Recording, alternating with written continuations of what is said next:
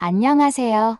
인생을 바꾸는 관점입니다. 오늘은 열길 물속은 알아도 한길 사람 속은 모른다고 시어머니와 남편을 감쪽같이 속이고 재산을 빼돌리려 한 며느리에게 심판을 내린 이정숙님의 사연입니다. 아들과 함께 힘을 합쳐 사실을 밝혀냈지만 이내 밝혀진 사실에 가슴 아파했다고 하는데요. 어떤 사연일지 지금 바로 들어보시죠. 안녕하세요. 제 이름은 이정숙입니다. 저는 올해로 65이 되었어요. 무려 30년 동안이나 한 동네에서 사랑하는 남편과 함께 작은 식당을 운영하며 살아왔죠. 이름만 들어도 다 아는 맛집은 아니었지만 식당을 찾아오는 손님들에게는 늘 따뜻한 밥 한 끼를 대접하는 사랑방 같은 곳이었습니다. 10년이 넘게 찾아오는 손님들도 있고 말이죠. 젊은 날의 청춘을 바친 가게. 남편은 저와 함께 운영하는 가게를 굉장히 사랑했습니다. 손님들과도 잘 지냈고, 가게 문을 닫고 나면 한동안 가게 간판을 바라보면서 흐뭇한 미소를 짓곤 했어요. 당신 참 희한하다. 매일같이 출근하는 곳이면서 간판만 봐도 웃음이 나와요? 그럼 당연히 웃음이 나오고 말고지. 당신이랑 함께한 세월이 묻어있는 가게인데. 뭘 해도 참 다정했던 사람. 싫은 소리 한 번 할 줄 모르고 허허실실 웃기만 했던 사람.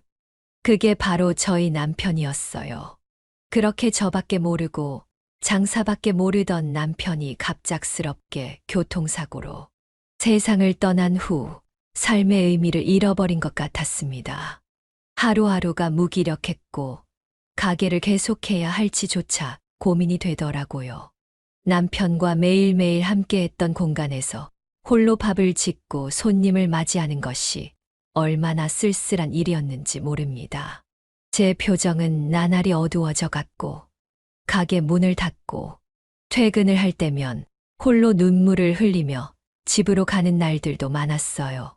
사랑하는 사람을 잃은 무기력함과 공허함이라는 건 무시할 수가 없는 것이더라고요.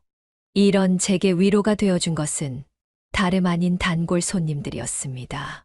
제가 괜히 힘들어할까 먼저 말을 붙여주기도 하고 평소보다 더 오버해서 음식에 대한 칭찬을 해주기도 했어요. 그리고 꼭 계산을 하고 나갈 때면 제게 이런 말을 해주기도 했습니다. 사장님, 힘내세요. 그래도 이 가게는 계속 운영해야죠. 여기 사장님의 인생을 다 털어놓은 곳 아닙니까? 젊을 때부터 여기서 백반을 먹었었는데 오래 손주 봤어요. 사장님이 그렇게 울상 짓고 힘들어 하시면 하늘에 계신 남자 사장님도 힘들어 하실 겁니다. 그러니 이제는 좀 웃으세요. 힘들어 하지 마시고. 단골 손님들의 응원이 없었다면 정말 버티기 힘들었을지도 모릅니다. 가끔은 가게 문을 닫고 싶을 때도 있었지만 이곳이 사라지면 내 삶의 의미마저 사라질 것 같았죠. 그래서 이를 악물고 새벽부터 일어나 시장을 보고 하루 종일 가게에서 손님을 맞으며 시간을 보냈습니다. 그렇게 정신없이 살다 보니 어느새 세월이 훌쩍 지나버렸습니다. 우리 아들은 성실한 아이였습니다. 남편이 떠나고 나서도 큰 말썽 한 번 없이 대학을 졸업했고 좋은 직장에 들어갔어요. 혼자 벌어가며 생활하는 모습을 보면서도 제게 부담을 주지 않으려 늘 웃으며 안부 전화를 해주던 속 깊은 아이였지요. 이런 아들에게 딱 하나 흠이 있다고 한다면 바로 장가를 가지 않는다는 것이었습니다. 예. 너는 언제쯤 결혼할 생각이니? 엄마 친구 아들, 딸들은 다 결혼도 하고 손주도 낳고 한다던데. 지금 만나고 있는 사람도 없는 거야? 에이, 어머니, 저는 아직 연애를 하고 결혼을 생각하는 것보다 일을 하는 게 더 좋아요. 그리고 지금은 정신없이 바쁜 시기이기도 하고요. 나중에라도 생기게 되면 그때 어머니한테 제일 먼저 말씀드릴게요. 하긴 결혼이 뭐 하고 싶다고 해서 다 할 수 있는 건 아니잖아요? 저마다 때라는 것이 있으니 아들도 언젠가는 걸맞는 짝을 만날 수 있겠지 생각하며 기다려 보기로 했습니다. 그러던 어느 날 아들이 오랜만에 집에 와서 함께 식사를 하는데 제 눈치를 슬쩍 한번 보더니 들뜬 목소리로 이렇게 말을 하는 겁니다. 어머니, 소개시켜드리고 싶은 사람이 있어요? 어머, 뭐라고? 만나는 사람이 생긴 거야?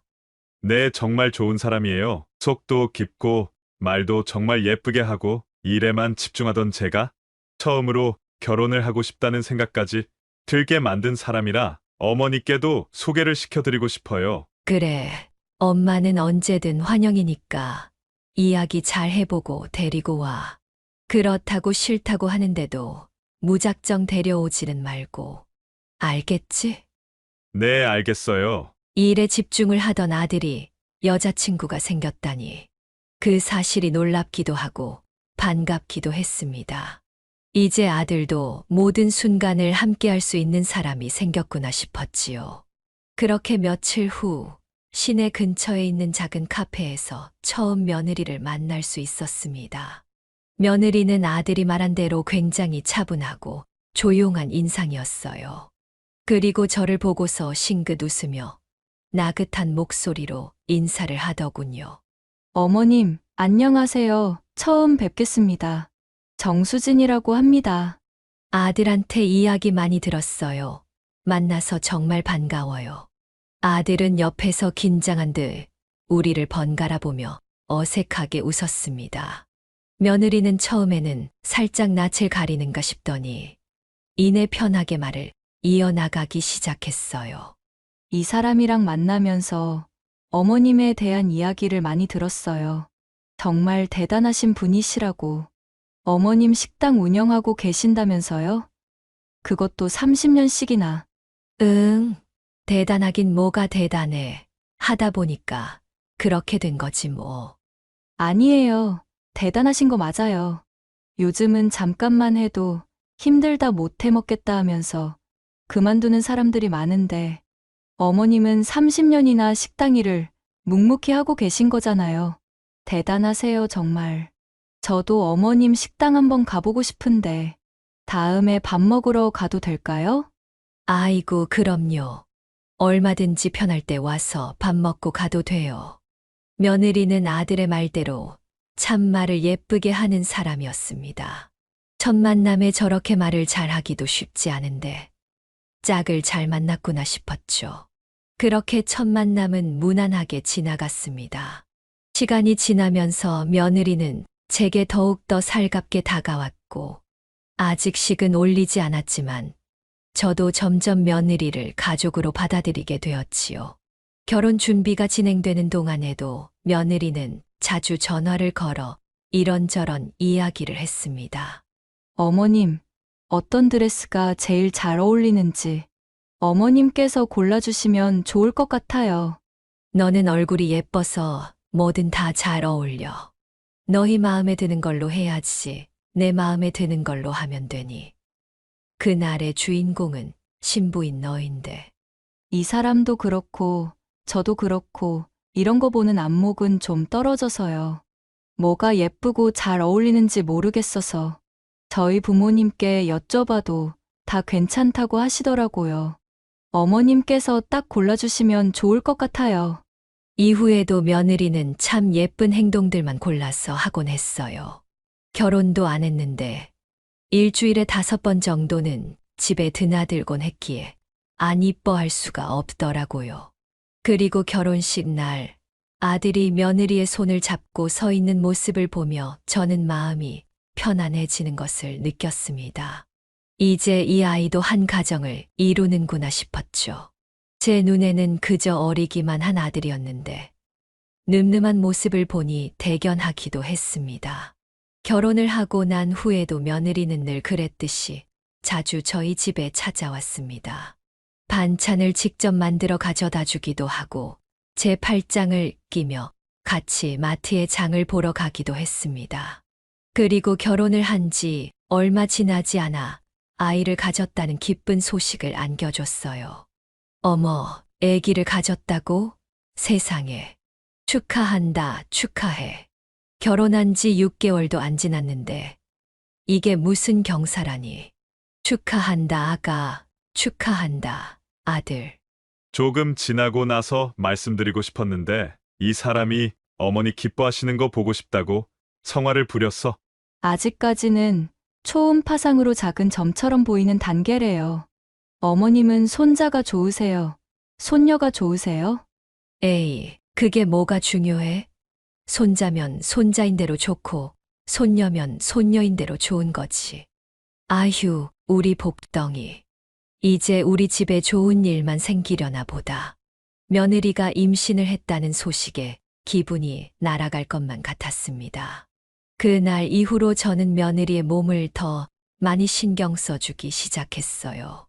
항상 며느리가 반찬을 만들어 오거나 맛있는 걸 사왔었는데, 이제는 제가 반찬을 만들어서 간다던가, 임산부의 몸에 좋은 음식을 만들어 준다던가, 남들이 보기에는 며느리를 대하는 것이 아니라 딸을 대하는 것처럼 며느리에게 정말 잘해줬습니다.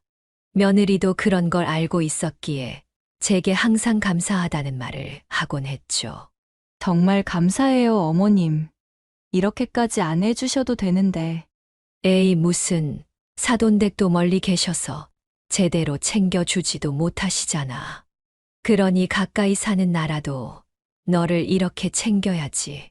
성철이 너 와이프한테 잘해. 힘든 건 웬만하면 전부 네가 하고. 알겠니? 아이고, 우리 어머니도 참 당연한 말을 하고 그러세요? 걱정하지 마세요. 제가 다 하고 있으니까. 그렇게 시간이 흘러 손자는 건강하게 세상에 태어났습니다. 손자가 태어났다는 연락을 받은 순간 가슴이 뭉클해지는 게 느껴지더라고요. 새로운 생명이 우리 가정에 찾아왔다는 사실 때문이었죠. 며느리가 푹 쉬었으면 하는 마음에 산후조리원까지는 굳이 찾아가지 않았고, 한 달 후 아들 내외가 손자를 품에 안고서 저희 집으로 찾아왔습니다. 어머님, 손자 많이 보고 싶으셨죠? 아이고, 우리 손자 참 잘생겼네. 첫 아들은 엄마를 닮는다고 하던데, 우리 손자는 이마도 넓고 눈도 크고, 영락없이 아빠 어리적을 쏙 빼닮았네. 어머니도 참 제가 어릴 때 이렇게 예쁘고 잘생겼었어요? 그럼 내가 태어났을 때도 이만큼 예뻤지. 동네 사람들이 널 보고 이놈 아주 장군감이네. 씩씩하니 나중에 크면 한 인물 하겠네 했었어. 그런데 이 녀석은 크면 너보다 더 잘생길 것 같네. 그렇게 저희는 웃으며 새로운 생명의 탄생을 축하했습니다. 원래 아이들은 눈 깜짝할 새에 쑥 자란다고 하잖아요. 손자는 아픈 곳 없이 하루가 다르게 성장했습니다. 손자가 첫걸음 마를 때는 순간에도 함께 했는데, 엉성한 포즈로 첫 발을 내딛는 순간에는 너무 기뻐서 환호성을 지르기도 했어요. 그리고 한문이 라는 옹알이를 들었을 때는 감격스러워 눈물이 나올 뻔했죠.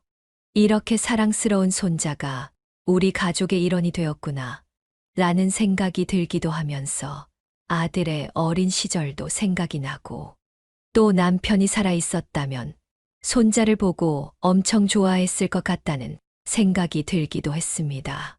그렇게 우리는 함께 시간을 보내면서 더욱 가까워졌어요. 손주는 건강하게 잘 자라줬고, 이제 완벽하게 말을 하기 시작하면서 유난히 저를 잘 따랐습니다. 어딜 가든 할머니의 껌딱지로 불릴 정도로 저를 졸졸 따라다니곤 했지요. 수호야, 할머니한테 그렇게 계속 붙어 있으면 안 돼. 할머니도 힘드시잖아. 그러지 마. 애한테 왜 그래? 나는 괜찮으니까 얼마든지 매달릴 수 있게 내버려둬. 우리 수호 이리 온. 할미가 어부바 해줄게. 할머니 최고. 할머니 등이 세상에서 제일 편해요. 제가 업어주는 것이 세상에서 제일 편하고, 제가 만들어준 밥이 세상에서 제일 맛있다고 엄지를 치켜 세우는 손자를 보는데 정말 뿌듯하더라고요. 행복이 파도 밀려오듯 훅 밀려오는 기분이었습니다. 그 행복감은 정말 말로 다 알 수 없을 정도였어요. 그러던 어느 날 며느리가 화난 얼굴로 제게 전화를 걸어왔습니다. 어머나, 네가 이 시간에 어쩐 일로 전화를 다 했니? 무슨 일 있어? 아니요, 어머님. 기쁜 소식이 있어서 전화드렸어요. 저 임신했어요. 둘째 생겼어요, 어머님. 바로 둘째가 생겼다는 소식을 전하려고 전화를 건 것이었죠. 저는 순간 깜짝 놀라면서도 기쁨이 밀려왔습니다. 아이는 하나보다는 둘, 셋이 좋다고 생각하는 사람이었거든요. 더 늦기 전에 둘째를 가지게 돼서 참 다행이다 싶었죠. 정말이니? 진심으로 축하한다, 아가. 그래. 나이를 더 먹기 전에 아이 하나 더 낳는 것도 좋지. 나도 우리 성철이 하나만 낳고 키웠는데 나중 되니깐 후회가 되더라고. 하나 더 낳을 걸 하고. 아휴, 참 경사다 경사야. 성철이는 뭐라고 하든 참 좋아하죠. 그런데 마냥 좋아만 할 수도 없는 것 같아요. 응, 왜 아이를 가졌는데 당연히 좋아해야 하는 거 아니니? 그건 그런데 저희 집이 내 식구가 살기에는 조금 좁잖아요. 그래서 나중에 배 좀 불러오면 이사를 갈까 싶어서 알아보는데 요즘은 집값도 만만치가 않네요. 이건 충분히 고민거리가 될 수 있다고 생각했어요. 사실 아들의 집은 17평 정도로 세 식구가 살기에는 작지 않은 평수였지만 4명이서 살게 되면 조금 좁게 느껴질 수도 있겠다 싶었거든요. 특히 아이들은 빠르게 성장하니 이런 부분도 무시를 할 수 없겠구나 싶었죠. 그날 저는 며느리와 전화를 끊고 나서 깊은 고민에 빠졌습니다.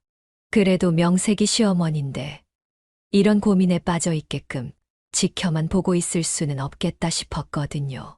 그래서 3일 정도 어떻게 하는 게 좋을지 고민한 저는 조심스럽게 아들을 집으로 불렀습니다. 며느리와 손자는 부르지 않고 조용히 아들에게만 오라고 말했죠.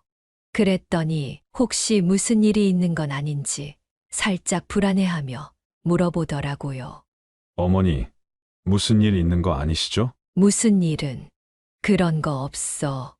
내가 너만 오라고 한 건 너한테 꼭 해주고 싶은 말이 있어서야. 새아기 둘째 가졌다면서. 맞아요. 안 그래도 어머니께 전화로 말했다고 하더라고요. 내가 곰곰이 생각을 해봤는데 지금 당장은 아니더라도 나중에 둘째가 태어나게 되면 너희 집이 턱없이 좁게 느껴질 것 같더라고. 지금은 당연히 새 식구니깐 괜찮다 싶겠지만 둘째 태어나고 나면 그게 아니라는 게 확실하게 느껴질 거야. 그래서 지금부터 이사갈 집 천천히 알아보고 있어요. 자금이 그렇게 넉넉한 편은 아니어서 대출 좀 보태가지고 24평 정도 되는 집으로 이사 가려고요. 뭐하러 대출을 받아? 요즘 대출 받기가 얼마나 힘든데. 공무원도 제대로 안 내주는 게 요즘 대출 시장 현실이야. 굳이 그렇게 하지 말어. 엄마가 해줄 테니까. 네. 어머니가 저희한테 집을 해주시겠다고요? 그래. 뭘 그렇게 놀라니? 아버지 돌아가셨을 때 유산 남겨놓은 것도 있고, 나도 가게 운영하면서 틈틈이 저축해 둔 돈도 있으니까, 그거 보태면 너희 굳이 대출 안 받아도 될 거야. 제게는 따로 모아둔 돈과 남편이 세상을 떠나고 나서 남은 유산이 있었습니다. 남편의 유산은 단 한 푼도 쓰지 않고 통장 안에 남겨두었기에 아들 가족이 집을 사는 데에 보태기에는 아주 충분한 돈이었지요. 아들은 미안한 기색을 띠며 제게 이렇게 말했습니다. 그럼 좀 도와주실 수 있으세요? 죄송해요. 저희도 어른이고 돈 버는 입장인데 이렇게 어머니께 도움받아서. 세상에, 가족 간에 그런 걸로 미안하고 말고 할 게 뭐가 있니? 그런 말은 안 해도 된다. 집은 지금부터 알아보자. 만삭일 때 이사 준비하고 하려면 더 힘드니까. 저는 큰 마음 먹고 아들에게 집을 해주기로 약속했습니다. 그리고 그날 저녁 며느리에게서도 따로 연락이 왔어요. 어머님, 그이한테 이야기 다 들었어요. 제가 어머님께 집 해달라고 그렇게 이야기를 드린 건 아니었는데, 죄송해요. 괜히 신경 쓰이게 만든 것 같아서. 예, 아니야. 안 그래도 너희한테 집 아니어도 뭘 하나 해주기는 해야겠다 생각하고 있었던 참이야. 그때 마침 네가 이야기를 꺼낸 거고 나는 좋았단다. 뭘 해줘야 할까 깊게 생각하지 않아도 되니까. 그러니까 너무 부담 가지지 마렴. 어머님께서 힘들게 모아오신 돈이잖아요. 정말 저희한테 쓰셔도 괜찮으신 거예요? 안 될 거 뭐 있니? 난 어차피 늙은 데다가 장사만 하는 사람이라 큰돈 펑펑 쓸 일도 없는데 뭐. 내가 바라는 건 너희가 더 좋은 집에서 좋은 가정 꾸리고 행복하게 사는 거야. 감사해요, 어머님. 어머님 봐서라도 저희 지금보다 훨씬 더 행복하게 잘 살게요. 며느리는 5분 남짓 전화를 하는 내내 제게 감사하다는 말을 반복했습니다. 며느리가 이렇게 고마워하니 저도 뿌듯함이 느껴지더라고요. 그렇게 본격적으로 아들 내외 이사를 위해 집을 알아보기 시작했고, 몇 군데 발품을 팔고 나서야 내 식구가 지내기에 제법 괜찮은 집을 계약할 수 있었습니다. 먼저 계약금을 걸어놓고 잔금은 이사 오기 전날 치르기로 했지요. 그렇게 시간이 흘러 이사를 한 달 앞둔 어느 날, 저녁 며느리가 갑자기 전화를 해서는 이런 이야기를 하는 겁니다. 어머님, 요즘 허리랑 무릎 관절 많이 안 좋으시다면서요? 응, 너 그거 어떻게 알았어? 성철이가 말해주던. 예. 어머님 그런 것도 저한테 말씀 안 해주시면 저 너무 서운해요. 아휴, 아픈 거 굳이 말해서 좋을 거 있어. 그리고 원래 나이 들면 여기저기 아픈 곳도 많아지고 그런 거야, 얘. 자연스러운 현상이니까 너무 걱정 안 해도 된다. 아이, 그래도요. 어머님 앞으로 병원도 가시고 해야 하는데 은행일 같이 사사로운 건 제가 대신 봐드릴까요? 어머님도 연세가 있으시니까 필요한 거 있음 편하게 말씀 주세요. 처음에는 고마운 마음이 들었어요. 며느리가 나를 이렇게까지 신경 써주다니. 누구 집 며느리는 시어머니가 아파 죽든 말든 신경도 안 쓴다던데. 걱정을 해주는 것만으로도 참 고맙다는 생각이 들었어요. 그래, 알았다. 앞으로 필요한 거 있음 부탁하마. 아, 그리고 어머님, 허리나 관절 안 좋으시면 제가 잘 아는 한의원 있는데 거기 소개시켜 드릴게요. 침을 그렇게 잘 놓아요, 거기가. 다음에 저랑 같이 가요. 그렇게 저희는 아무렇지 않게 대화를 나눴고, 나중에 며느리에게 아무 의심 없이 통장 비밀번호를 알려주었습니다. 솔직히 젊은 사람들은 휴대폰 하나로도 은행 업무를 본다지만, 저희 같은 늙은이들은 은행에 가야지만 은행 업무를 볼 수 있잖아요. 돈 하나 관리하는 게 좀 귀찮기도 하고, 거동이 좀 힘들기도 해서 며느리를 믿고 비밀번호를 알려준 것이었습니다. 가족끼리는 서로 의심하지 않고 무조건적으로 믿고 살아야 한다고 생각했거든요. 그런데 그날 이후로 슬쩍 이상한 낌새가 느껴지기 시작했습니다. 처음 그런 낌새를 느낀 건 손자의 말 한마디로부터 시작됐어요.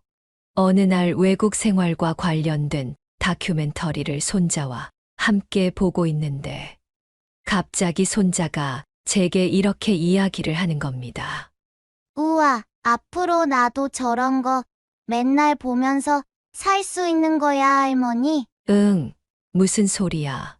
우리 수호는 할미랑 한국에서 쭉 살 건데. 외국 여행을 가면 저런 거 볼 수는 있지만 맨날 보면서 살 수는 없어. 아니야, 할머니. 엄마가 우리 외국 가서 산다고 했어. 캐나다 가서 우리 가족 다 같이 산다고 했어. 그 말을 듣는 순간 가슴이 철렁하고 내려앉는 듯한 기분이 들었습니다. 무슨 소리를 하는 건지 도통할 수가 없었죠. 우선은 놀란 가슴을 쓸어내린 뒤 차분히 손자에게 물었습니다.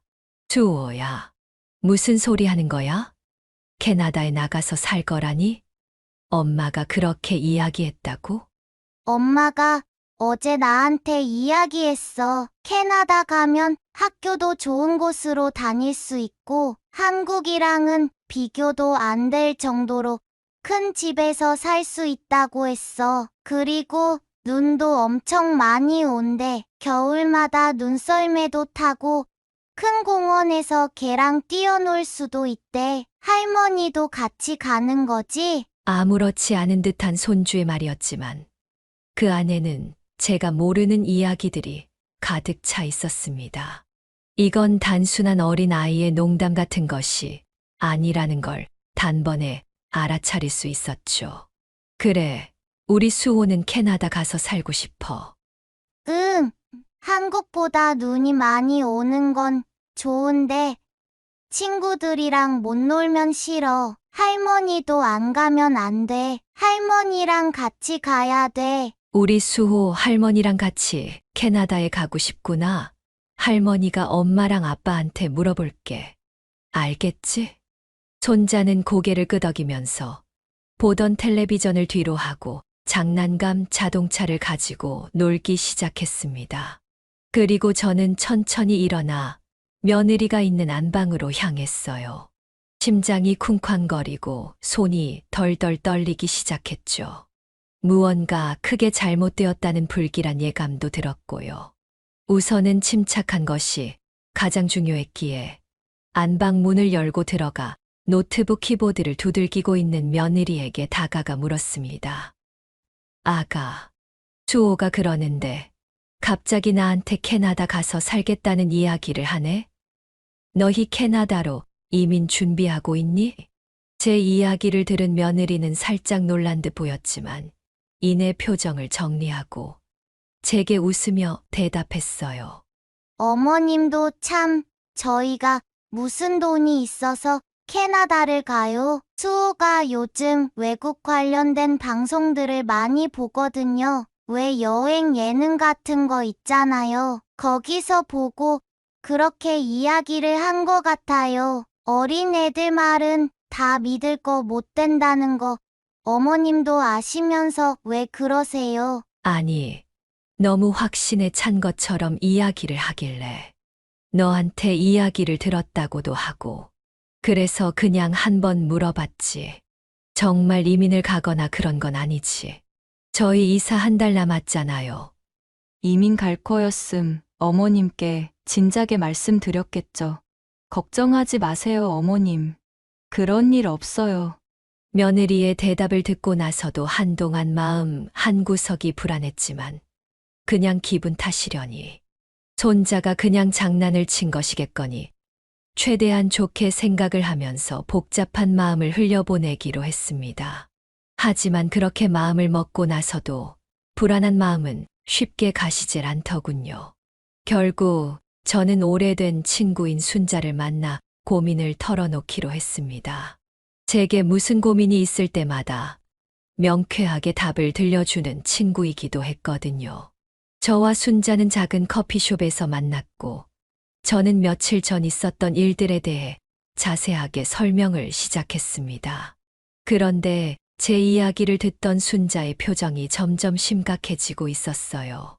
그러니까 이사가 코앞인데 갑자기 너희 손자가 캐나다로 이민을 갈 거라는 식으로 너한테 이야기를 했다는 거지? 응. 그렇다니까. 그 이야기를 듣고 얼마나 놀랬는지 몰라. 그런데 너희 며느리는 그런 일 없으니까 걱정하지 말라고 했고, 응.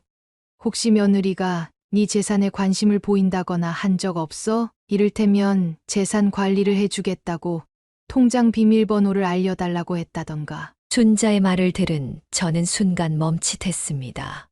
며느리가 얼마 전 저에게 은행 업무를 도와주겠다며 통장 비밀번호를 묻던 순간이 떠오르더라고요. 그땐 가족끼리 서로 도와야 하고 믿어야 한다고 생각해서 아무렇지 않게 비밀번호를 알려주기는 했지만 순자의 입으로 직접 그 이야기를 들으니 왠지 찝찝한 기분이 들었습니다. 안 그래도 얼마 전에 이렇게 이야기를 하는 거야. 너도 알다시피 내가 허리 아픈 거랑 관절 때문에 어디 멀리 나가는 게 힘들잖아. 자기가 간단한 은행 업무 같은 거는 봐주겠다고 하길래 내가 고맙다 이렇게 대답하고 통장 비밀번호를 알려주기는 했었어. 아이고, 이 바보야. 너는 어떻게 나이를 먹어도 변하는 게 하나도 없니? 내가 너 때문에 미치겠다. 가족이라고 다 믿어야 하는 건 아니야. 가족끼리도 아무렇지 않게 사기를 치고 칼부림이 나서 기사가 뜨는 마당에. 아유, 참 순진하다고 해야 할지 멍청하다고 해야 할지. 에이, 그래도 며느리인데 내 통장에 손을 댈 리는 없어. 그건 내가 잘 알아.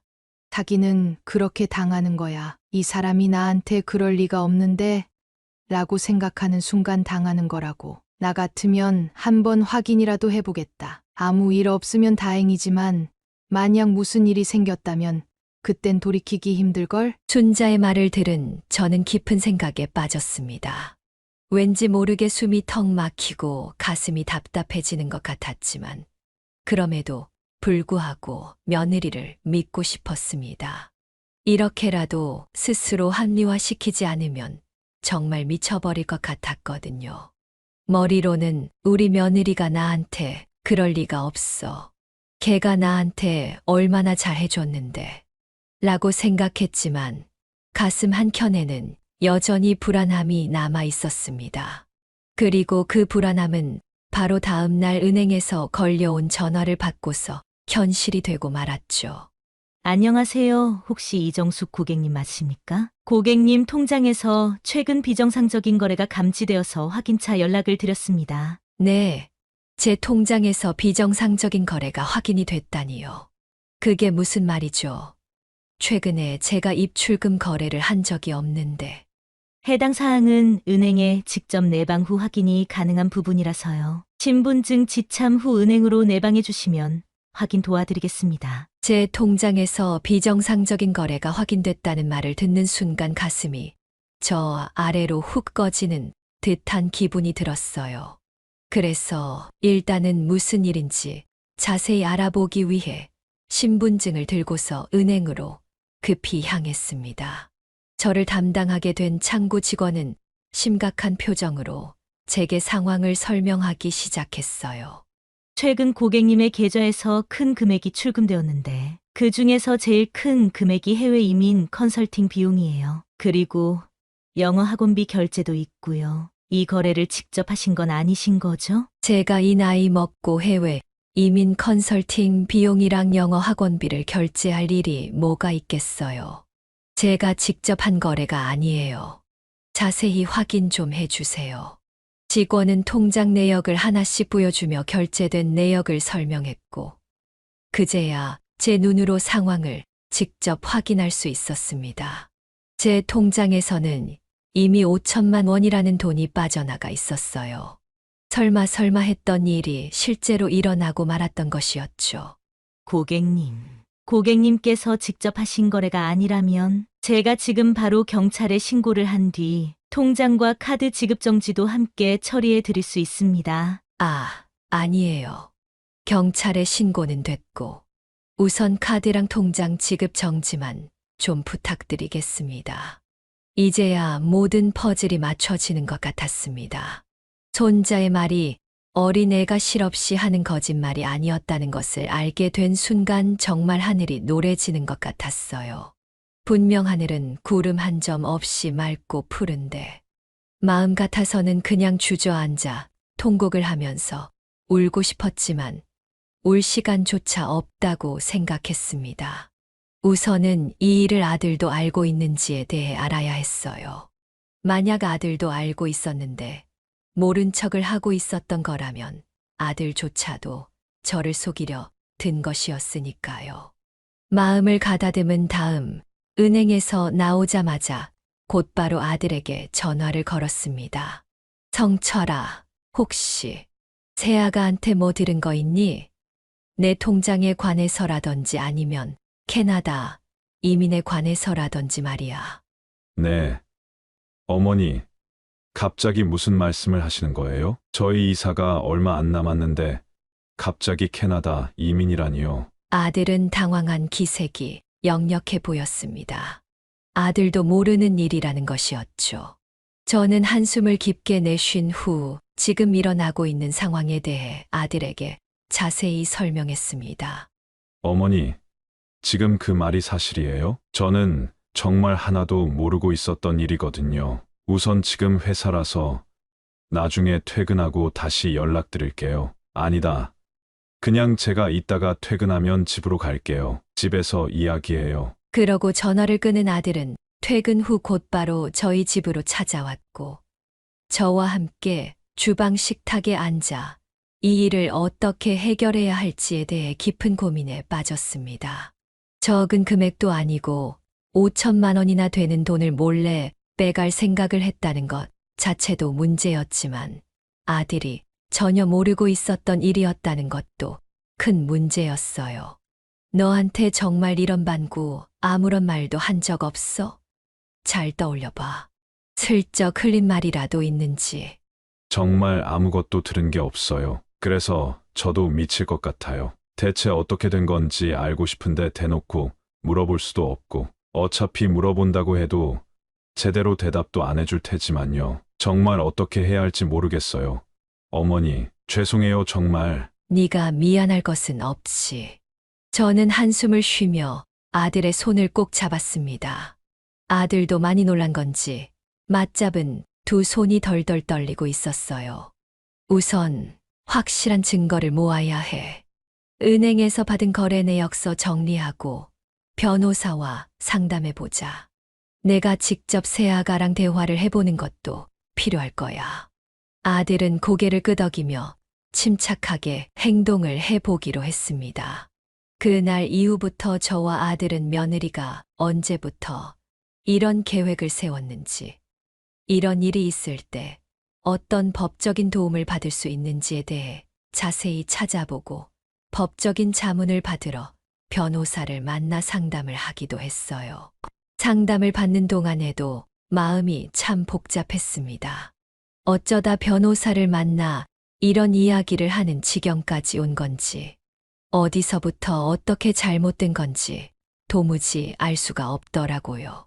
그런데 여기서 끝이 아니었습니다. 더 기가 막히는 일들이 저를 기다리고 있었어요. 한창 일을 해결하기 위해 바쁘게 돌아다니고 있는데 아들이 전화가 와서는 갑자기 이렇게 이야기를 하는 겁니다. 어머니, 저 방금 정말 믿기 힘들 정도로 충격적인 사실을 알아냈어요. 응, 무슨 소리야. 목소리는 또 왜 이렇게 떨려? 침착하고 천천히 말해봐. 와이프 둘째 가졌다고 했었잖아요. 그래서 어머니께 축하도 받았었고요. 그랬지? 사실 그러면 안 되는 거지만 임신했다는 말도 거짓말이면 어떡하지 싶은 마음에 와이프 몰래 산부인과에 갔다 왔었어요. 수호 가졌을 때부터 정기적으로 같이 방문하던 곳이라. 그런데 수호 출산 이후로 건강검진 받으러 온 거 외에는 임신 확인돼서 내원한 적은 없다는 거예요. 그러면 아들의 말에 정말 크게 충격을 받았습니다. 제 통장에서 돈을 빼간 것도 모자라 임신을 했다는 것까지도 모두 거짓말이었다는 것이었죠. 그 소리를 듣고 있는데 진짜 기가 차서 말이 안 나오더군요. 거짓말을 칠 것이 따로 있지. 생명을 가지고 장난을 치다니. 이제는 도저히 가만히 있을 수가 없을 것 같아. 그날 저녁 아들은 저희 집으로 왔고 자리에 앉아 머리를 감싸고서 한동안 생각에 빠진 것 같더니 며느리에게 전화를 걸었습니다. 여보, 나 지금 어머니 집에 있어. 중요하게 해야 할 말이 있으니까 빨리 집으로 와. 응? 무슨 일인데? 그냥 전화로 하면 안 되는 이야기야? 얼굴 보고 직접 이야기해야 하는 말이야. 빨리 와. 그렇게 1시간 후 며느리가 집으로 왔고 저희는 며느리와 마주 앉았습니다. 며느리는 평소처럼 밝은 얼굴로 인사했지만 집안 분위기가 심상치 않다는 걸 느꼈는지 표정을 살짝 굳히며 저희 두 사람을 번갈아 쳐다보기 시작했어요. 어머님, 여보 두 사람 다 표정이 왜 그래요? 어머님, 무슨 일 있으셨어요? 아들은 아무 말도 하지 않고 며느리를 빤히 바라봤고 저 역시도 아무 대답 없이 며느리를 바라보기만 했습니다. 집안 전체를 감도는 무거운 정적이 더욱 긴장감을 불러일으킨 듯 며느리는 어색한 웃음을 지으며 저희에게 가까이 다가와서는 다시 한번 이렇게 묻더군요. 무슨 일이냐니까요? 둘 다 왜 이렇게 심각한 얼굴이에요? 뭐 중요한 할 이야기 있다면서요. 큰 일이에요? 며느리의 물음에 아들은 말없이 손에 쥔 은행거래 명세서를 며느리에게 내밀었습니다. 당연히 큰 일이지. 정말 말도 안 될 정도로 큰 일. 이게 대체 뭔지 당신 입으로 직접 설명해. 변명할 생각은 하지 말고. 며느리는 아들이 건넨 명세서를 받아들고 한동안 아무 말 없이 명세서에 적힌 것들을 읽어 내려갔습니다. 며느리의 손끝이 미세하게 떨리기 시작했고 입술이 바짝 마르는지 계속해서 입술을 혀로 적시더군요. 설마 정말 네가 한 일이니?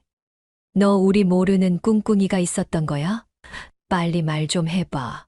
꿀먹은 벙어리 마냥 입 꾹 닫고 있지만 말고 무슨 말이라도 좀 해보라고. 저는 며느리의 침묵을 바라보면서 숨을 깊이 들이마셨습니다. 온 몸이 떨리고 있었지만 최대한 침착하게 말을 이어가려 노력했어요. 며느리는 저희 말에도 입을 열지 않고 가만히 서 있기만 했습니다. 다시 한번 물으마. 정말 내가 이 모든 걸 혼자 계획한 거니? 아니지. 누가 시켜서 그런 거지? 빨리 대답해. 재차 거듭된 저희 물음에도 며느리는 여전히 고개를 숙인 채 아무런 말도 하지 않았습니다. 아들은 어이없다는 듯 한숨을 내쉬고는 며느리를 향해 물었어요. 제발 대답 좀 해. 당신 도대체 무슨 생각이었던 거야? 무슨 생각으로 어머니 통장에서 이렇게 거금을 뺀 거고 캐나다 이민은 대체 뭐고? 설마 나랑 어머니를 두고 수호 데리고 도망이라도 칠 셈이었어? 아들이 언성을 높이자 그제서야 며느리는 천천히 입을 열었습니다. 죄송해요. 저도 처음부터 그렇게 하려던 건 아니었어요. 그런데 어머니 통장 비밀번호를 알게 되고 그 안에 들어있는 통장 잔고를 확인한 순간 욕심이 생겼어요. 대체 무슨 소리를 하는 거야? 그냥 사람이 그렇잖아요. 큰 돈을 보면 나도 모르게 없던 욕심도 생기고 그래서 저도 모르게 그런 실수를 저지른 거예요. 정말 죄송해요, 어머님. 여보. 그 말을 듣는 순간 저는 그동안 믿어왔던 가족의 신뢰가 한순간에 무너지는 느낌이었습니다. 어떻게든 그녀를 믿고 싶었지만 이미 통장을 뒤져 큰 금액을 빼간 며느리를 믿기에는 너무 먼 강을 건너온 것 같았죠. 믿는 도끼의 발등을 찍힌다는 말을 이럴 때 쓰는구나 싶었습니다. 나는 네가 시집 오기 전부터 나한테 참 살뜰하게 잘하길래 너를 친딸처럼 여기면서 살아왔는데 정말 이런 짓을 네가 직접 했을 거라곤 상상도 못했어. 나랑 성철이를 남겨두고 정말 수호랑 둘이서 캐나다로 떠나 잘 먹고 잘 살 생각이었니? 며느리는 눈물을 흘리며 제 앞에서 고개를 숙였습니다. 그냥 한국에서 살면서 사교육에 부딪히게 하는 것보다는 어렸을 때부터 유학을 보내서 제대로 가르치는 게 훨씬 좋은 방법일 거라고 생각했어요. 유학이 확정되면 그때 어머님이랑 이 사람한테도 이야기를 할 생각이었고요. 아, 그러면 나랑 어머니한테는 통보만 할 생각이었다는 거네. 그렇지? 이야기가 왜 그렇게 되는 건데 여보. 내 말은 그런 게 아니라 그래, 그건 그렇다 쳐. 뭐 통보. 할 수야 있지. 내 아들의 미래를 위해 그런 결정을 한 거라는데 누가 뭐라 하겠어. 당신이랑 수호랑 같이 캐나다로 넘어가고 나 혼자 한국에 남아 기러기 아빠 생활하면 된다 쳐. 100번이고 1000번이고 이해해서 그건 넘어갈 수 있다 치자. 당신 나한테 임신했다고 했지? 근데 병원에 확인해 보니까 당신 초음파 보러 온 기록이 없대. 이게 다 어떻게 된 건지 설명 한번 해볼래? 아들의 말을 들은 며느리의 얼굴이 순식간에 하얗게 질렸습니다. 며느리는 더 이상 변명할 수조차 없는 듯 말을 더듬기 시작했어요. 그게 여보 있잖아. 거기에 대해서도 내가 할 말이 있는데 그게 아니라 어머니 통장에서 거금 5천만 원을 빼내간 것도 모자라서 가짜로 임신했다는 이야기까지 하고 다니고 당신 이렇게까지 밑바닥인 사람이었어? 어떻게 아무렇지도 않게 이렇게 나랑 어머니를 속일 수가 있어? 다른 건 몰라도 생명 가지고는 장난치면 안 되는 거잖아. 정말 미안해 여보. 내가 거짓말을 하고 싶어서 한 게 아니라 그냥 힘들어서 그랬어. 어머니가 이렇게 큰 돈을 가지고 계시는데 어떻게 하면 이 돈을 우리한테 쓰게 만들 수 있을까? 머리 굴리다가 생각해 낸 게 그거였어. 그리고 이사를 가게 되면 이민 준비를 끝내고 수호 데리고 캐나다에서 살 생각이었고 거기서 어느 정도 자리가 잡히면 당신이랑 어머님께도 연락해서 이쪽으로 넘어오라고 말할 생각이었어. 정말이야, 여보. 진짜예요, 어머님. 저는 며느리의 말을 듣고서 기가 막혀 한참 동안 말을 잇지 못했습니다. 믿었던 며느리가 이렇게까지 거짓말을 하며 우리 가족을 기만했다는 사실에 온몸이 굳어버리는 듯 했습니다. 손주를 키우며 착실하게 살아가는 줄만 알았던 며느리가 그저 순진하고 착하기만 할 줄 알았던 며느리가 저와 아들 뒤에서 이런 계획을 꾸미고 있었다니 다시 생각을 해봐도 믿기 힘든 일이었어요.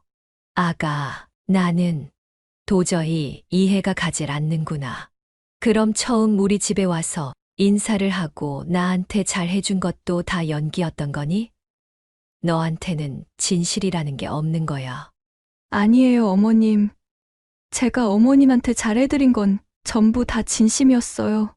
그런데 저 정말 너무 힘들었어요. 성철 씨랑 맞벌이를 해도 생활은 나아질 기미도 보이지 않지. 아이 교육비도 감당하기 힘들고 그러던 차에 어머님 통장에 있는 잔액을 보게 됐고 이 돈으로 캐나다 이민을 가서 살게 되면 사는 게 조금 더 나아질 거라고 생각했어요.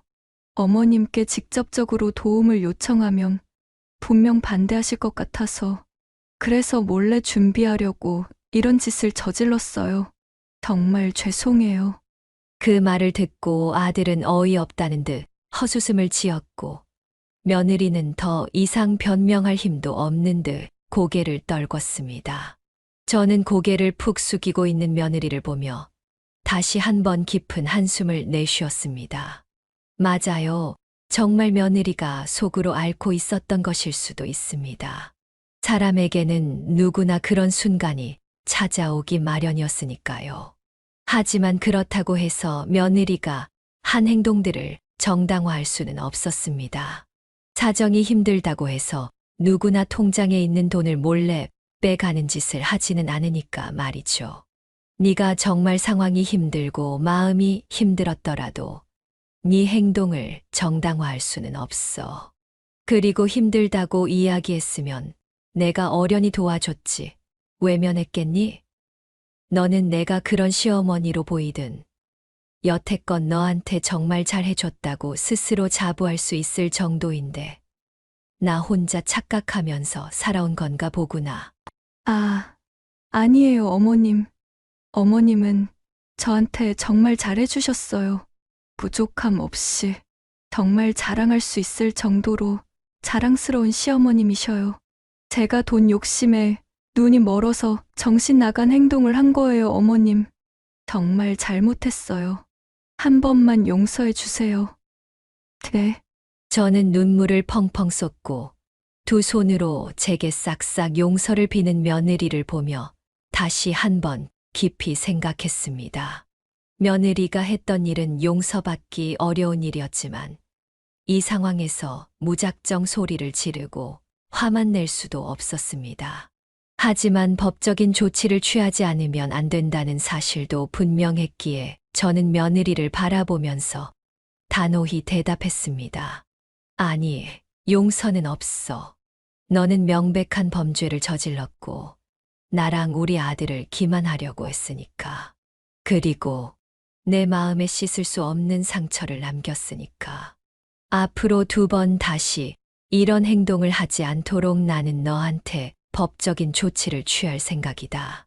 이혼을 하는 건 당연한 거고. 네, 법적인 조치요? 그리고 이혼이라니요, 어머님. 그러면 수호는 누가? 수호 걱정은 하지 마라. 우리가 알아서 잘 키울 테니까. 그리고 수호한테는 네가 어떤 행동을 한 건지 이야기하지 않을 테니 걱정 안 해도 된다. 네가 직접 벌인 일이니까 그 뒷감당도 모두 네가 해야 하는 거야. 제 말을 들은 며느리는 한참을 울다 결국 고개를 끄덕였습니다. 법적인 처벌을 달게 받고 아들과 이혼을 하기로 한 것이었지요. 그렇게 모든 일이 일단락되고 나니 아들이 제게 이렇게 이야기를 하더군요. 죄송해요. 저는 정말 좋은 사람인 줄 알고 결혼까지 했던 건데 일이 이렇게까지 잘못되리라고는 생각조차 하지 않았어요. 어머니한테 못 볼 꼴을 보인 것 같아 창피하기도 하고 괜한 피해를 보게 한 것 같아서 죄송하기도 하네요. 제가 불효자예요, 어머니. 무슨 그런 말을 해. 난 한 번도 이 일을 네 탓이라고 생각한 적 없어. 그러니 그런 말 하지 말고 네 옆에 있는 수호를 생각해서라도 정신 똑바로 차리고 살아. 아들은 제게 알겠다고 수호의 아버지로서 정신을 똑바로 차리고 잘 살아보겠다고 대답했습니다. 며칠 뒤 경찰서에서 연락이 걸려왔어요. 며느리는 자신이 저지른 모든 혐의를 인정했고 이제부터는 법적인 처벌을 받게 될 거라는 말이었습니다. 저는 한숨을 쉬며 알겠다고 대답하고서는 전화를 끊었습니다. 아들은 그 후로도 힘든 시간을 보냈지만 옆에 남아있는 손자를 위해 다시 힘을 내기 시작했습니다. 손자는 엄마가 사라지고 며칠 내내 울다가 시간이 지나니 조금 괜찮아졌죠. 그리고 어느 날 손주 녀석이 제게 물어보더군요. 엄마는 어디로 갔느냐고. 여행을 간다고 하고 집을 나갔는데 전화도 받지 않고 오지도 않는다면서 말이죠. 그 말을 듣는 순간 가슴이 먹먹해졌습니다. 손주는 아직 너무 어린 나이였기에 사실을 이야기해 준다고 한들 이해하지 못할 것 같아 저는 손주의 작은 손을 꼭 잡으며 말했습니다. 엄마는 조금 멀리 여행을 갔어. 우리 수호만 두고 여행을 가다니 참 치사하다. 그치? 그래도 시간 지나면 돌아올 거니까 너무 걱정하지 마. 그동안은 할미랑 아빠가 우리 수호 옆을 든든하게 지켜줄 테니까. 알았지? 응, 난 엄마도 좋지만 할머니랑 아빠랑 시간 보내는 것도 좋아. 손주는 고개를 끄덕이며 제 품에 안겼습니다. 저는 손주의 등을 쓰다듬으며 다시 한번 다짐했습니다. 그렇게 저와 아들은 앞으로 펼쳐질 새로운 미래를 다짐하며 일어설 준비를 했습니다. 가족이란 다시 일어설 수 있는 힘이 되어야 한다는 것을 깨닫는 순간이었죠. 지금은 저도 아들도 그리고 손주도 아무런 문제 없이 행복한 일상을 보내고 있습니다. 이따금씩 낫지 못한 상처가 불쑥불쑥 튀어나오곤 하지만 그래도 함께라는 이름으로 힘든 순간들을 잘 견뎌내는 중입니다. 저희 사연을 끝까지 들어주셔서 감사하며 모든 분들의 앞날에 행복만이 따르기를 기원합니다. 감사합니다. 네, 오늘 이야기는 어떠셨나요? 오늘 이야기를 듣고 어떻게 생각하시는지 어머님,